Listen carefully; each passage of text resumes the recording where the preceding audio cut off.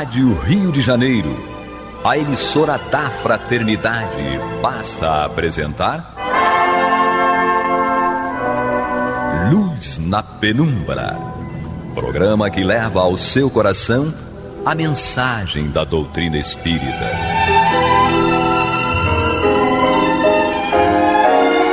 E agora, com vocês, Aloísio Guigino, Fátima Miranda e Eduardo Araújo, para o estudo da obra O que é o Espiritismo, de Allan Kardec. Abraços, amigos ouvintes da Rádio Rio de Janeiro, a emissora da Fraternidade. Estamos aqui mais uma vez, agora mais do que nunca, com nossa companheira. Neste dia, agradecendo a Jesus por tudo, por todas as bênçãos. Eduardo Araújo. Exato. Aí, então essa trinca aqui que conversa com vocês aí com respeito ao conteúdo dessa obra maravilhosa, que é o que é o Espiritismo. Nós estamos no capítulo 3, solução de alguns problemas pela doutrina espírita, e nós estamos num tópico que é da alma. A alma, nós lembramos e aprendemos no Livro dos Espíritos, que é o espírito encarnado.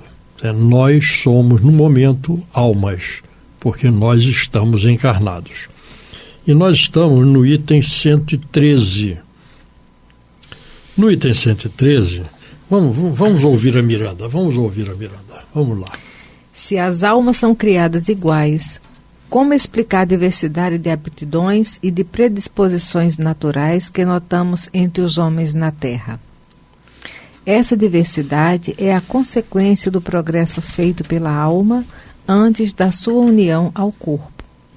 As almas mais adiantadas em inteligência e moralidade são as que têm vivido mais e mais progredido antes da sua encarnação. Tem um comentário? São as experiências diversificadas, não é? Nós aprendemos no Evangelho segundo o Espiritismo que as únicas conquistas efetivas de cada um de nós são o conhecimento e a evolução moral. Então, isso nós trazemos conosco. E na erraticidade, isto é, no período entre duas encarnações, na desencarnação e a reencarnação sucessiva, nós, no plano espiritual, nos é dada a oportunidade de nós aprendermos, desenvolvermos aptidões que passam a ser conquistas nossas também. Certo? E isto nós trazemos conosco, não nos lembramos do que aprendemos lá, mas temos esse registro conosco que irá nos orientar na nossa nova existência, na nossa nova encarnação. Então, nós nunca começamos do zero. Nós sempre estamos caminhando a partir de um determinado estágio de desenvolvimento para crescermos sempre e continuamente. Eduardo. Acho que esse é um ponto fundamental, né, para quem é espírita, mas sobretudo para quem não é espírita refletir. A própria pergunta de Kardec, ela traz essa reflexão quando ele questiona se as almas são criadas iguais, como explicar a diversidade de aptidões e predisposições naturais. Porque nós sabemos que a grande parte das religiões, sobretudo aqui no Ocidente, as religiões cristãs tradicionais, como a Igreja Católica, né, e os próprios protestantes, eles acreditam que a alma foi criada naquele instante do nascimento. Para os nossos irmãos não há reencarnação. É uma questão de doutrina, e a gente respeita muito isso. Mas o Espiritismo, também como uma doutrina cristã, ela vem trazer uma outra reflexão baseada no próprio Evangelho, nas palavras de Jesus, quando Jesus diz que é necessário nascer de novo, quando ele claramente afirma que João Batista era Elias que havia de vir. Enfim, nós poderíamos citar aqui diversas passagens do Evangelho em que a questão da reencarnação é colocada de forma bastante clara. Mas vamos ficar focados só na reflexão que Allan Kardec nos propõe em relação às crianças, né? As almas que são criadas. Então, se a alma é criada no momento do nascimento, por que almas tão diferentes. E aí basta você pegar, por exemplo, o estudo dos gêmeos. Né? Ficaram famosos aí nas novelas, né? A história da Ruth e da Raquel, que eram irmãs gêmeas e eram tão diferentes. E nós vemos isso, os pais que estão nos ouvindo, avós, percebem, né? Quem tem gêmeos na família, e às vezes nem precisa ser gêmeos, mas um nascimento muito curto, né? Diferença de 1 ano, mesmo pai, mesma mãe, mesmo ambiente. Por que o espírito é tão diferente? Por que ele apresenta características emocionais tão diferentes?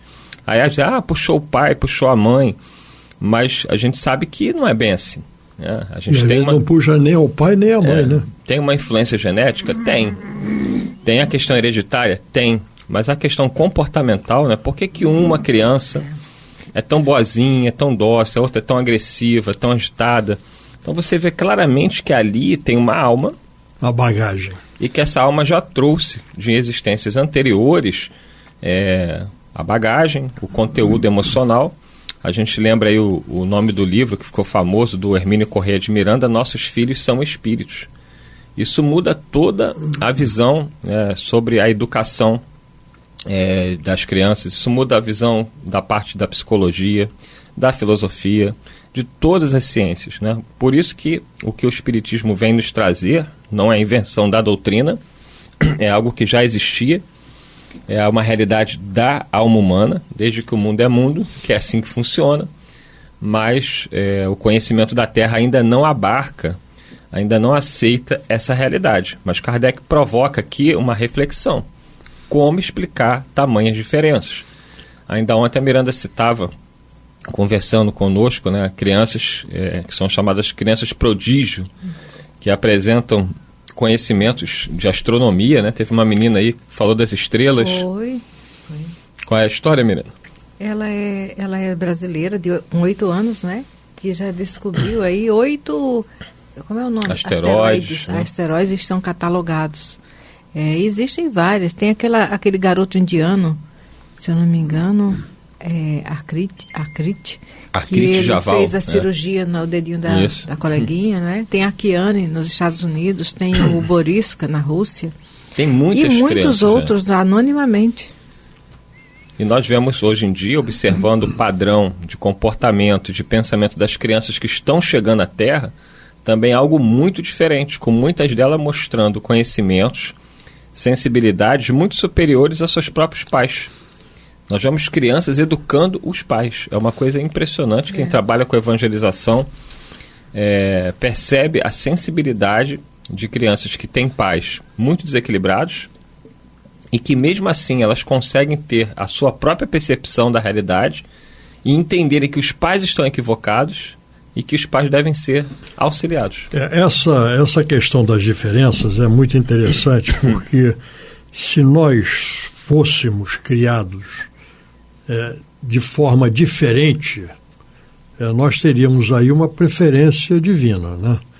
Então, uma desigualdade, certo? Na criação de uns bons e outros não bons, certo? Uns com mais aptidões, outros com menos aptidões. Então nós vemos que isso não é aceitável. Mas diante de Deus, todos somos iguais. Iguais em oportunidades, iguais em destinação, iguais nas nossas possibilidades de crescermos continuamente, caminhando para a nossa destinação, que é a perfeição.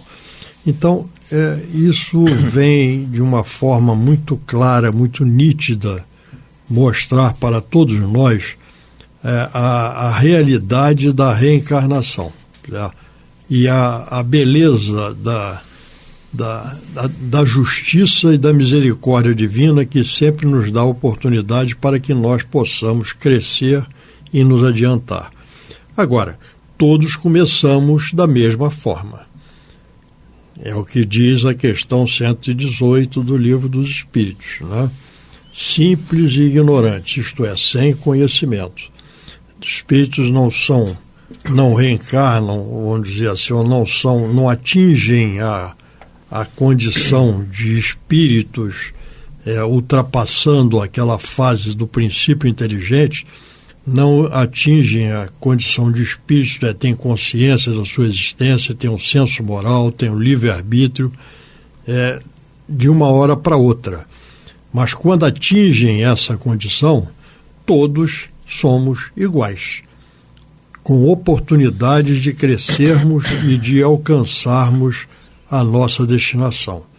Então, nesse aspecto, perante Deus e no momento de se atingir esse estágio de evolução, nós somos iguais, nós estamos iguais.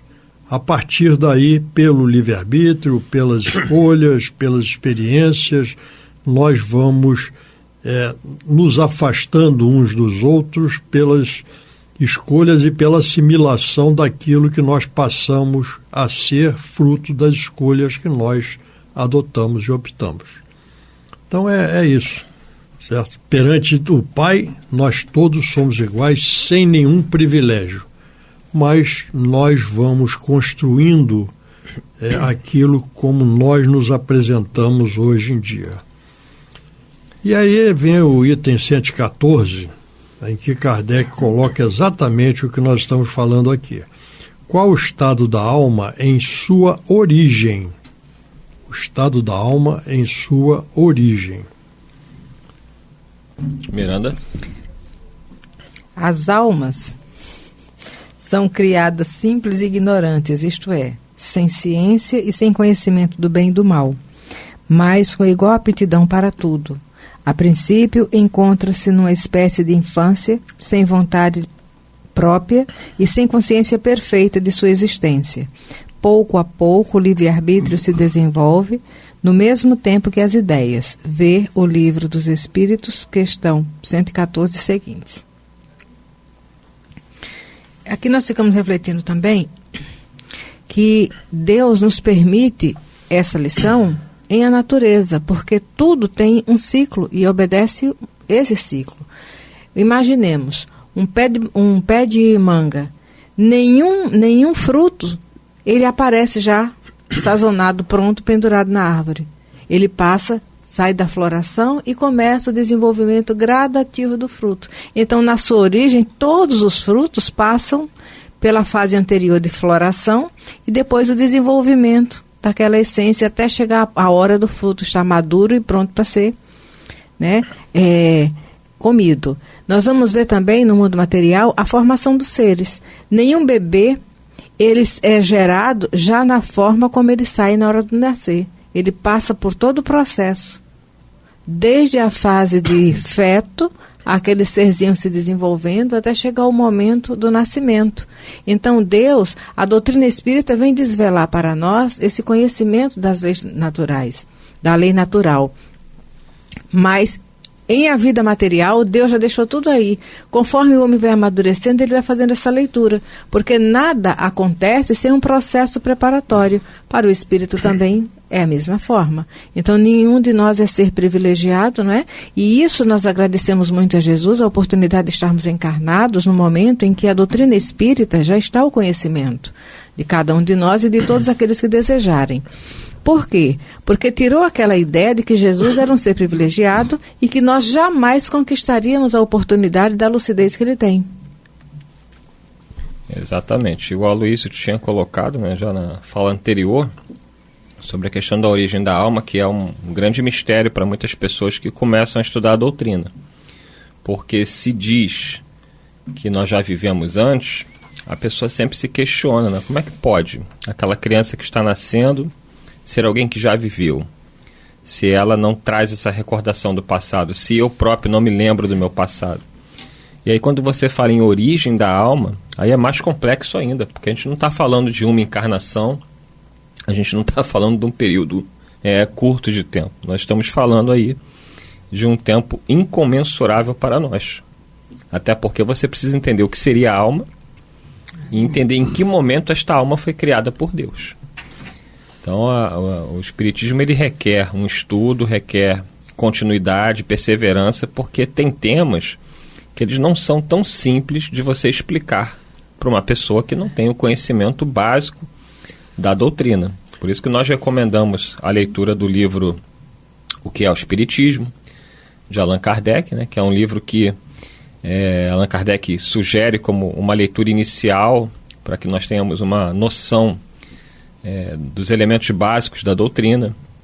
Depois continuar com a leitura do Livro dos Espíritos, do Evangelho, do Livro Céu e Inferno, da Gênese, do Livro dos Médiuns, enfim, todos os livros da codificação, além da própria Revista Espírita, porque a pessoa pode falar, mas é muito estudo, é muita coisa. Sim, porque para se conhecer mas é o seu tesouro. É o seu tesouro. Para se conhecer algo, é preciso estudar. E tem respostas que mesmo agora nós não temos condições de tê-las como gostaríamos. E muitas vezes, Eduardo, essas respostas, essas colocações nos trazem interpretações que são equivocadas. Porque a gente fala muito na criação da alma, né? Quando a alma foi criada. A alma não foi criada. O Espiritismo ele não é uma doutrina criacionista. É uma doutrina evolucionista. Certo? Então, nós temos todo esse processo de evolução que vai ocorrendo desde o princípio. Vamos nos ater apenas aos seres vivos, aos seres orgânicos, né? Do vegetal, do animal e do hominal. Tá? Então, nós vemos as transformações que vão ocorrendo, as adaptações que foram estudadas e apresentadas por Darwin, por Wallace e outros estudiosos que nos mostram esse processo de evolução, certo? Do ser material. Apenas esses que estudaram isso não consideraram que existe um princípio inteligente ou uma alma que está ligada a essa matéria física ou esse corpo físico que é apresentado. Mas tudo evolui. Tanto a alma evolui, quanto o corpo físico evolui. Porque um é a veste do outro. O corpo físico atende às necessidades de participação da alma no mundo onde nós estamos. Então, ela tem que atender às necessidades de evolução daquela alma, daquele espírito encarnado que ali está. Então, tem que ter algumas características. Então, todo esse processo evolutivo vai ocorrendo. E é isso que nós vamos ver e vamos entender que, quando ele faz a resposta que é dada aqui, as almas são criadas simples e ignorantes, nós devemos entender que elas atingiram um estágio de evolução onde passaram a ter um senso moral, passaram a exercer o livre-arbítrio, a consciência da sua existência, certo? E a partir daí vão agir conscientemente dentro da sua caminhada evolutiva. Então, elas não são criadas de um momento para o outro.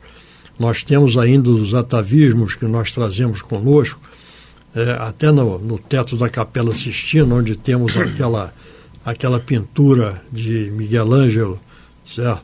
Que é muito conhecida, né? Que tem o Deus, né, que encosta o dedo, certo, numa matéria com a forma do homem e cria então o homem. Não é assim. Tudo evolui. Como a Miranda não é falou, mágico. Não é mágico. Não é um momento, certo? Então, o processo de evolução não é de um momento, a criação não é de um momento, a criação é um processo, certo? É um processo de evolução que vai ocorrendo por milênios, certo? Ou você está até forçando por bilênios, certo? Em vez de milênios, bilênios, certo? Então, é tudo dentro desse processo. Então, nós não somos criados num determinado momento. Nós alcançamos um estágio de evolução a partir do qual nós somos responsáveis por aquilo que nós fazemos efetivamente. No item 115 aqui, fez a alma esse progresso anterior no estado de alma propriamente dita ou em precedente existência corporal? Nós indiretamente já falamos sobre isso, né? Mas a espiritualidade, Kardec coloca aqui a explicação a respeito disso. Além do ensino dos espíritos sobre esse ponto, o estudo dos diferentes graus de adiantamento do homem na Terra prova que o progresso anterior da alma deve fazer-se em uma série de existências corporais, mais ou menos numerosas, segundo o grau a que ele chegou. A prova disso está na observação dos fatos que diariamente estão sob os nossos olhos. Nós aqui citamos algumas coisas, né, de crianças prodígios, crianças que vêm ou que apresentam determinadas capacidades que não são, vamos dizer, não são normais no início da infância, né, do seu processo de evolução e de crescimento, mas são sempre fruto de suas aquisições anteriores. Nós aprendemos isso, que nós falamos isso no Evangelho, nós aprendemos isso. Nosso conhecimento e nossa evolução moral são nossas únicas posses efetivas. Sim. E nós perdemos. André Luiz, quando narra a vida no mundo espiritual, ele cita, certo, que nossa casa mental, quer dizer, a casa mente é a sede do espírito, né? Ele diz que pode ser comparado a uma casa normal, né? Onde tem um porão, onde estão armazenadas todas as nossas experiências pretéritas. Ele tem a casa propriamente dita, onde tem a nossa vida, o nosso cotidiano e as nossas aquisições, né? As nossas escolhas, e tem um sótão, que são as nossas aspirações. Então, tudo aquilo que está no porão é nosso, está conosco. A única dificuldade é que nós não temos acesso a tudo aquilo que nós já vivenciamos. Nós podemos ter, por vezes, até flashes, né? Até conhecido até numa palavra bonita, déjà vu, certo? Eu já vi essa coisa, certo? Eu já vi, mas eu não sei onde, quando, nem como, certo? Mas eu tenho esse registro dessa experiência já vivenciada. Então, tudo isso faz parte desse processo de evolução. A evolução é um processo, a evolução não é um instante, a evolução é um processo que leva, como eu disse, bilênios, certo? Para que nós alcancemos a nossa destinação. Então, e nós vemos isso, conforme Kardec nos coloca aqui, diariamente sob os nossos olhos. É só nós observarmos e nós vamos ver que nós, individualidades que somos, nós nos apresentamos de forma diferente por aquisições diferenciadas durante todo esse período de crescimento, de evolução, de aprendizados. Então, essa que é a nossa ideia a respeito. É nisso que nós vamos lembrar que o período de 6 dias da criação compreende 6 períodos geológicos, né? Com 6 milênios eras. Aí. 6 eras. E o Espiritismo nisso de acordo com a ciência. Chegamos ao final, Luiz Guigino. Já? Já. Acabou. Então, muita paz a todos e até o próximo programa. Até o próximo e muita paz. Muita paz. Você está ouvindo o programa Luz na Penumbra.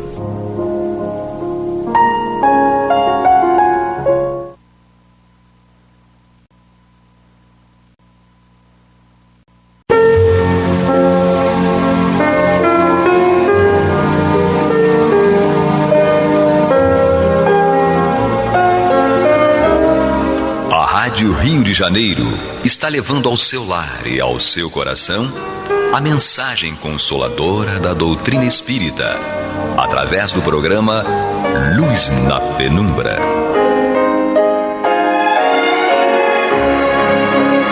E agora com vocês, Bill Fabiano e Renato Souza, para comentar os textos da Revista Espírita de Allan Kardec no período de 1859 a 1869. Muito bem, prezados ouvintes da Rádio Rio de Janeiro, emissora da Fraternidade, estamos de volta com mais um Luz na Penumbra, terminando aqui o mês de janeiro de 2022. De 2022, mas ainda estamos em fevereiro de 1859, né, como a gente vem tratando aí com muita calma, muita tranquilidade. Estamos falando ainda dos Escolhos dos Médiuns, a revista espírita, né, editada por Allan Kardec. A gente está trazendo parágrafo a parágrafo, devagar, muito calmo, muita tranquilidade, para a gente poder comentar e não ficar o menor número de dúvidas possível, se quiçá nenhuma, né, Bill Fabiano? Seria uma benção, né? Mas como a gente sempre fala, né? Aquelas pessoas que tiverem dúvida, né, Renato? Entrem em contato conosco, perguntem, deixa lá que a Sheilinha vai atender você e vai retransmitir pra gente essas questões. E, logicamente, os puxões de orelha também, né, com Renato? certeza. Nós vamos pesquisar, vamos trazer, vamos procurar trazer, vamos, né, nos orientar. Sim, e as coisas erradas que nós falemos aqui para vocês também, não é assim não, é dessa forma, não está nesse livro não, está no livro tal, X, Y, enfim. Sem dúvida. Trazendo esclarecimento para nós que precisamos também, né, Renato? A obra, sim, claro, a obra é muito grande, não é? E qualquer um pode se equivocar. Sim, né? Com certeza. Vamos nós então, Bill? Então vamos lá. Retornando à nossa leitura aqui dos Escolhos dos Médiuns, diz assim Allan Kardec: se o médium é senhor de si, e se não deixa dominar por um entusiasmo irrefletido, pode fazer o que aconselhamos. Mas frequentemente ocorre que o espírito o subjuga a ponto de o fascinar e fazer achar admiráveis as coisas mais ridículas, e se a abandona tanto mais a essa perniciosa confiança que, fortificando em suas boas intenções e seus bons sentimentos, crê que isso basta para afastar os maus espíritos. Não, isso não basta, porque esses espíritos ficam encantados em o fazer cair na armadilha, se aproveitando de sua fraqueza e de sua credulidade. Que fazer então?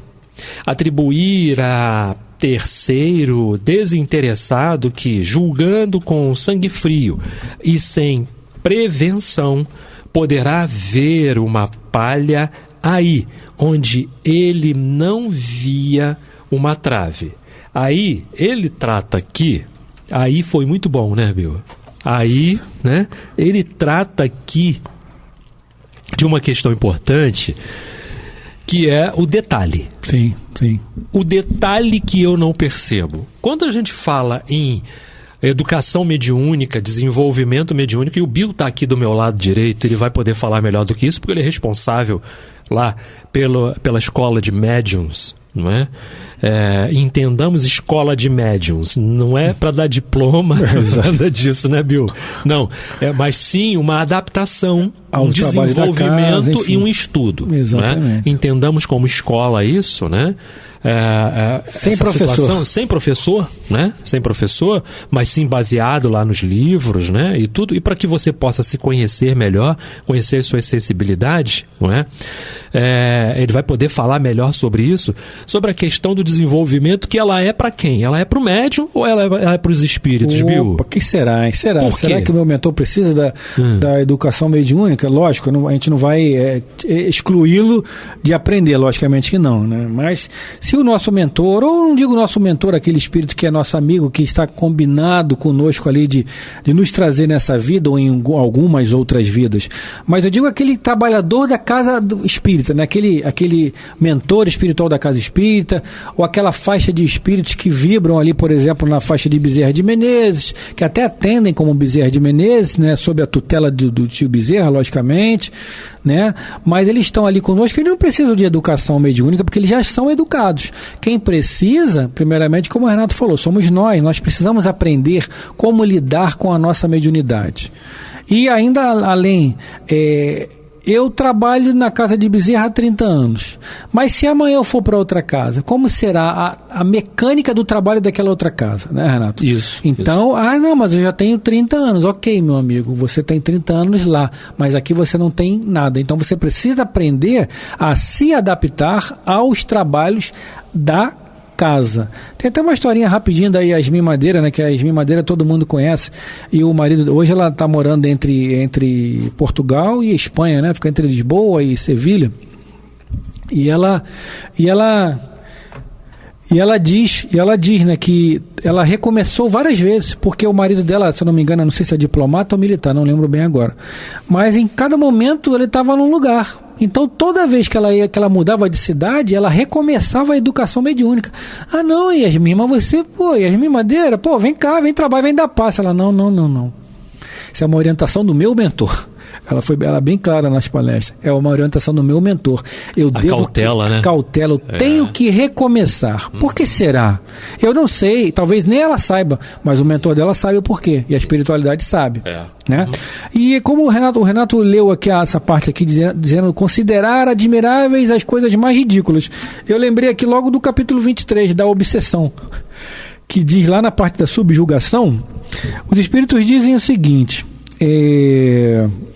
vai às vezes mais longe a subjugação corporal, pode levar aos mais ridículos atos. Conhecemos um homem que não era jovem e nem belo, e que sob o império de uma obsessão dessa natureza se via constrangido por uma força irresistível a pôr-se de joelhos diante de uma moça a cujo respeito nenhuma pretensão nutria e a pedi-la em casamento. Olha só. Né? Olha só, é justamente o que Kardec coloca aqui, né? Ele, logicamente, ele está muito ligado, né, Renato, à codificação, né? Até porque, enfim, foi ele que não ele sozinho, logicamente, com a ajuda dos espíritos. Aliás, lá na introdução do Livro dos Espíritos, que é um estudo à parte, né, Renato? A introdução do Livro dos Espíritos, Kardec diz que o que chamou a atenção dele é que não era a doutrina de um espírito, porque a doutrina do Renato é o que o Renato pensa, né, Renato? E se o Renato estiver enganado, como é que fica? E aí? Vai afundar todo mundo. O que chamou a atenção de Kardec, segundo ele próprio diz lá na introdução, é que é a doutrina dos espíritos. Então há muita gente ali por trás disso, né, Renato? Muitas ideias, mas que convergem para um sentido só. Tanto é que ele fez a mesma pergunta a vários espíritos e a resposta eram sempre, entre aspas, as mesmas, guardando diferenças de palavras, enfim, ou de questões, né, locais, né, de gírias ou coisa desse gênero, mas sempre as mesmas respostas, né, Renato? Sim, e o que difere justamente, e é o que é falado, né, pelo próprio Allan Kardec, pelos próprios espíritos na codificação, a obra não é de um só, não, ela é de vários, de uma reunião, de uma pleiade, não é? Que compõe o Consolador. Exatamente. Compõe o Consolador. Mas, Bill, eu estava pensando aqui, como Kardec está chamando a atenção nesse parágrafo para a questão da fascinação, né? Dessa obsessão, seria bom a gente falar um pouquinho da obsessão simples. Com certeza, vamos falar um pouquinho, vamos? Né? Eu acho que cabe falar, sem dúvida, né? Porque ele fala do detalhe, e tudo começa no detalhe. Sim. Começa lá na simples, não é? Sim. Começa lá na simples. A simples, como você lembrou bem, está lá no capítulo 23, que fala da obsessão, que é um tema muito estudado pela gente, né? Sim, no Livro dos Médiuns. Pela casa que a gente trabalha, é uma casa voltada para a desobsessão, então é importante que nós estudemos muito o capítulo 23, né? Como você lembrou bem, obsessão simples, fascinação e subjugação. O que as pessoas não entendem muitas das vezes é que a obsessão simples, isso é simples, tá tranquilo. Por aí que começa. Por aí que começa. É aí que está o perigo. Toda subjugação começou pela simples. Perfeito. E não é simples na medida em que nós não somos perfeitos. Né, Renato? Porque, ainda que seja simples, começou, ele botou o pé lá dentro, ou seja, dentro de nós. Lógico, entre aspas, né? Botou o pé lá dentro, como a simples. Mas aí é a mesma coisa quando a gente fala do evangelho no lar, né? Do cuidado que nós temos que ter no nosso dia a dia, porque quem nós estamos levando para nossa casa, né, Renato? Quem nós estamos botando dentro da nossa casa? Sim. Será que ele vai achar que a nossa casa é um campo bom para ele ali? Um campo fértil para ele? Então, você, lógico, o evangelho no lar, nós indicamos sempre 100% das vezes, sempre indicaremos o evangelho no lar. Mas ele também tem que vir junto com uma mudança de atitude, né, Renato? O seu lar tem que ser um lar tranquilo, na medida do possível, calmo. O seu dia a dia também com uma questão da necessidade, da vontade de mudar, né? Para você levar para o seu lar espíritos que não vão querer continuar lá, porque a sua casa é o evangelho, pô. Claro, né? Claro. É o lugar onde mora, onde descansa o seu corpo físico. Exatamente. E os espíritos que ali residem. Então precisa ser um lugar com asepsia. E essa asepsia que eu falo não é só asepsia material, não. Sim. O uso do desinfetante da vassoura, não é isso não. Eu falo da asepsia moral, da asepsia da prece, da asepsia da ligação. Porque é uma coisa importante que o Chico falava, né, o tempo todo.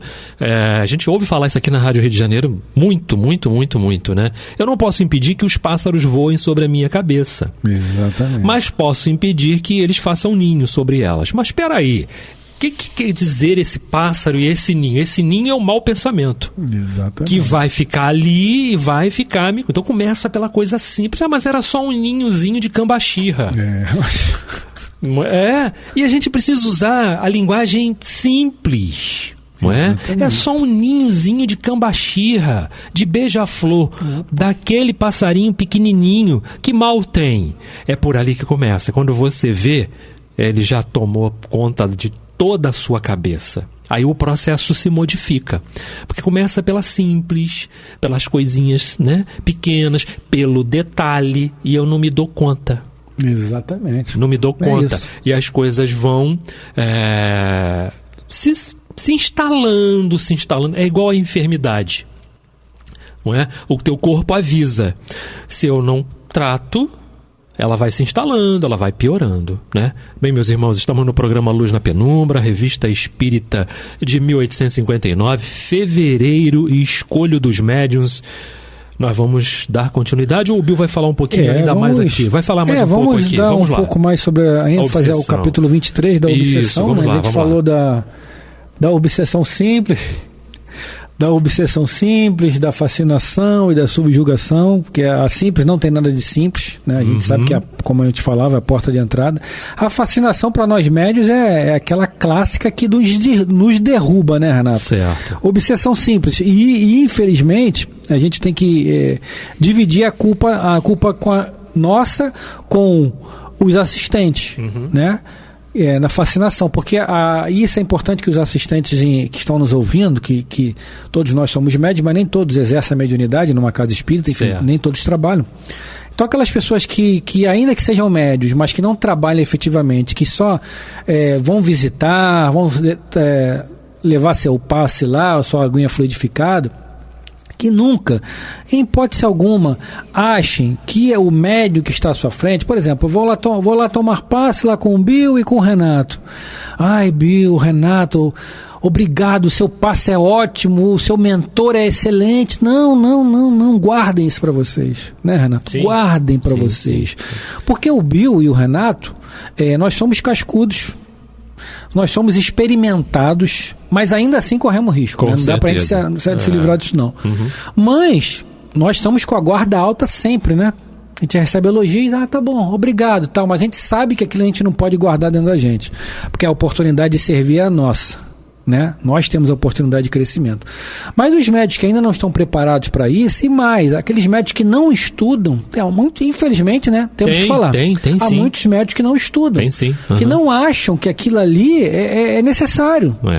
Então ele não vai ter acesso a essa informação que a gente está tendo aqui no Livro dos Médiuns, capítulo 23, da obsessão. Aí você fala para ele, o Renato, por exemplo, não é um médium comprometido, não estuda, mas tá lá, vai falar, dar o passezinho dele, né, Renato? Ok, vou embora para casa. Olá, continua a minha vida, como dizem as outras doutrinas, no mundo, continuo no mundo e vou ali fazer o meu trabalho, ok. É um posicionamento dele? É o posicionamento dele, é o livre-arbítrio, ele faz aquilo que ele quiser. Convém? Não convém. Né? Então, aí eu falo, Renato, seu mentor, o seu mentor pode ser até Renato mesmo o nome dele, não sabe, né? Pode ser Renato sabe, também. Né? Então, enfim. Ele é bom, você me curou. Aí o Renato, caramba, né? Eu sou o cara, eu tenho um mentor bom, meu mentor cura. Já é o processo de fascinação instalado ali. Só o simples fato de eu imaginar que isso possa ser verdade, pessoal, acreditem, já é uma porta de entrada. Sim. Porque a partir desse pensamento seu, será que é verdade? Você já abriu uma brecha. Bill, mas você está sendo exagerado. Não é exagero, não. Realmente aquilo. Então, cuidado com isso, meus irmãos, assistentes, sobretudo. Não evita esse tipo de informação, ou de escolher médium. A gente vê casas espíritas, pessoas escolhendo médium X, Y, B, A para levar o seu passe. Vá para a casa espírita, leve seu passe com quaisquer que sejam os médios. A espiritualidade vai atuar dentro da sua necessidade e nunca dentro daquilo que você quer, ou do médium X específico. O médium vai te dar um passe dentro daquilo que o mentor dele vai inspirar, às vezes um local físico ali, atua mais aqui no abdômen, ou atua mais ali no plexo coronário, enfim, não caiam nessa esparrela, porque assim vocês estarão nos ajudando a nos afundar, essa é a verdade. Logicamente não vamos depositar sua culpa em vocês não, no assistente que está ouvindo, mas em nós primeiramente, porque nós é que estamos acreditando naquilo. Então a culpa primeira é nossa, do médium que acredita, que não está vigilante. O médium tem que estar sempre vigilante. E com a ajuda do assistente ali, que também, coitado, não sabe, né, o que está fazendo, está agradecendo simplesmente. Agradeça a Deus. Agradeça somente a Jesus ali mentalmente. Obrigado, meu Deus. Obrigado, Jesus. E pronto, já basta. Tá ok, meus irmãos? E quando você traz essa citação importante sobre a questão da vaidade, do orgulho, né, de achar que foi você, precisamos nos lembrar que Jesus assinalava como: a tua fé te curou. Exatamente. A tua fé te curou. Por que eu, Renato, que ainda estou longe por demais do Cristo, não é? Vou falar que eu curei alguém. Exatamente. Então eu tenho que vigiar muito, porque isso é porta aberta para as más comunicações. Eu vou começar a achar que eu sou o dono do centro, dono da instituição, que eu sou o cara, e não sou. Quando a gente fala de obsessão, precisamos aliar pontos citados por Allan Kardec na obsessão, né, lá no capítulo 19 do Evangelho também, que é a fé transporta montanhas. Porque quando Jesus vai curar, quando a mulher hemorroíça, né, melhor dizendo, curada ao tocar as vestes do Cristo, ela acreditou que poderia ser curada. E ela disse assim: não, se eu tocar as vestes dele, eu vou ficar curada. E ele sentiu que saiu dele uma virtude, lógico, um espírito de tal garbo, né, gabarito, não é? Ele sentiu o ectoplasma saindo dele ali. Sem dúvida. Tal, tamanha e fé, ela né? ficou curada. E ele falou para ela: você está curada, mas a tua fé te curou. A tua fé. Olha só a importância. Um médium, o maior dos médiums. O médium dos médiums. Não é isso? Quem somos nós para dizer que curamos, né, Renato? Então toma muito cuidado, porque começa aí. Pequenas vaidades, pequenos melindres, pequenas situaçõezinhas, é porta aberta. Muito bem lembrado. Pequenas vaidades, melindres, isso aí, gente, como o Renato falou, porta aberta, e é o início do fim. Porque quando um espírito se aproxima de você para colocar esse processo de fascinação dentro de você, e o próprio livro dos médiuns fala sobre isso no capítulo 23, que ele vai querer afastar de você todas aquelas pessoas que vão de encontro àquilo que ele está te inspirando ali, negativamente. Então ele vai começar, o Renato, caramba, o Renato tem inveja de mim, cara. Só porque eu tô lá na rádio fazendo os programas, o Renato não vai para lugar nenhum, isso é inveja. Aí eu tô ouvindo aquilo ali, mentalmente eu tô ouvindo. E eu começo a enxergar o Renato de forma negativa. Eu falo, cara, pelo amor de Deus. Eu posso até não achar que ele é invejoso, porque talvez isso não faça parte do meu vocabulário ali, de não achar que o Renato trabalhando numa casa espírita vai ter inveja, né? Eu falo, mas qual é a do Renato? Não sei, será que ele não é meu amigo? Pronto, já se instalou ali um processo obsessivo, né, Renato? Sim. Já se instalou, você já abriu portas. Primeiro, você está ouvindo muito um espírito só. Lembra de Kardec, a doutrina, 2 espíritos. Vamos lembrar os grandes vultos aí da doutrina. Chico Xavier, o maior deles para mim, né? Acho que para o Renato também. Ele tinha a companhia de, tirando o Emmanuel, né, que era o mentor dele, né? Certo. Quantos espíritos se apresentavam para trazer informações para ele na literatura? Divaldo Franco também. Divaldo Franco um pouco menos, mas tem Joana, que é a mentora, tem Marco Prisco, Viana de Carvalho, Amélia Rodrigues, e aqueles esporádicos ali, tantos espíritos. Ou seja, ele não está preso a somente uma pessoa, né, Renato? De várias vertentes, várias, né, vertentes. Você falou bem, literatura, jornalismo, sim. Né? Aí vamos lembrar Chico Humberto de Campos e médicos, cientistas. Tudo. Vamos falar aqui entre aspas, né? Entre aspas, lógico que não é atemporal, mas espíritos de gerações diferentes. Exato. Né? Lógico, há temporalidade nisso aí, porque Emmanuel, por exemplo, a gente conhece numa roupagem romana, ou seja, tem aquele tempo ali, entre aspas, já outros mais contemporâneos, enfim, mas espíritos de gerações diferentes, entre aspas, comandando aquilo ali, esses médios recebendo várias informações, várias comunicações, e não presos somente a uns. Então, é melhor levantar a guarda para o processo de obsessão, sobretudo nós médios, né? Nós médios, sobretudo, Renato. Obsessão simples, fascinação e subjugação. Isso faz parte do nosso dia a dia, infelizmente. Não tem como se apartar disso. Não tem como. De se apartar dos cuidados sim, que lógico, devemos ter com lógico. isso, porque são situações em que a gente se pega, às vezes, recebendo um elogio, não é? De uma situação. É importante dar o elogio? É super importante você ouvir o reconhecimento. Você está no caminho certo. Conversávamos com a Mauri Santos Neto a respeito dessa questão, né? Até no estudo do livro Trilhas da Libertação, né? A gente falava sobre isso. É importante o reconhecimento? Porque é uma forma de fazer com que a gente faça melhor. Sim. Com que a gente, poxa, meu trabalho, meu esforço está sendo reconhecido. Sim. Não é? É importante, mas eu não posso... Depende tudo da forma como eu deixo esse reconhecimento me tocar. Se instalar em mim o tal ninho da cambachirra que eu vou deixar fazer em cima da minha cabeça. É um ninhozinho pequenininho, né? Exatamente. É um elogiozinho só, mas eu preciso saber tratar esse elogio. Esse elogio foi para aquele momento ali, viram outros. E nos outros eu não posso não ser tão bom assim. E o que você tem que entender? Eu aqui, por exemplo, vamos exemplificar rapidinho pra gente finalizar aqui que o Pablo já tá olhando pra gente. A vinheta de encerramento já tá ali na pontinha. Já tá com o dedo no botão, assim. Dedo no botão. Eu e o Renato pensamos dessa forma, tá? Se eu e o Renato saímos daqui, acabou o Luz na Penumbra. Ninguém faz mais. É assim?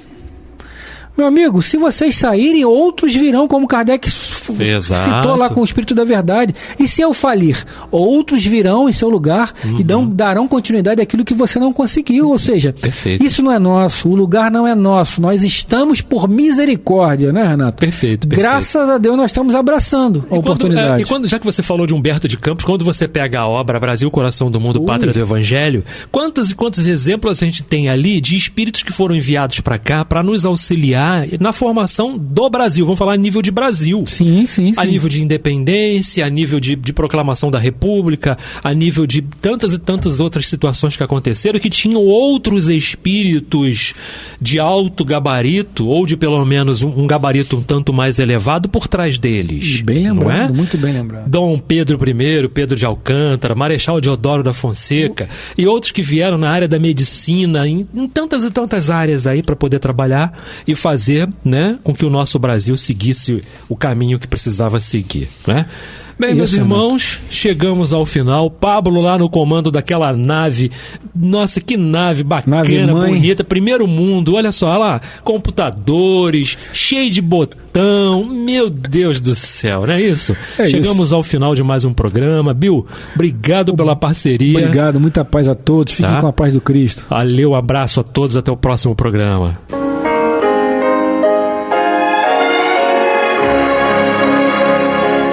E vamos ouvir agora a prece de encerramento de nosso programa, na voz de Geraldo de Aquino. Jesus, dá-nos coragem para a luta, piedade para os insultos e misericórdia para as injustiças e ingratidões.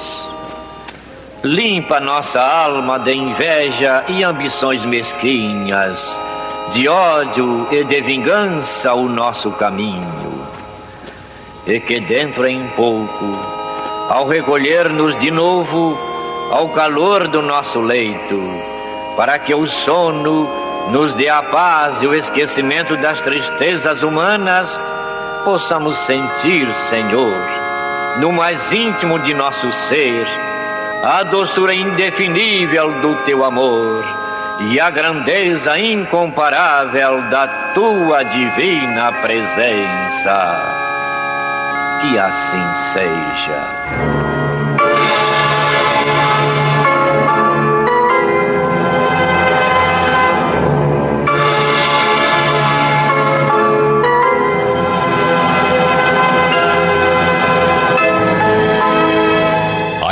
Acabamos de apresentar o programa Luz na Penumbra, que voltará a ser apresentado na próxima segunda-feira, às 21 horas, nesta emissora.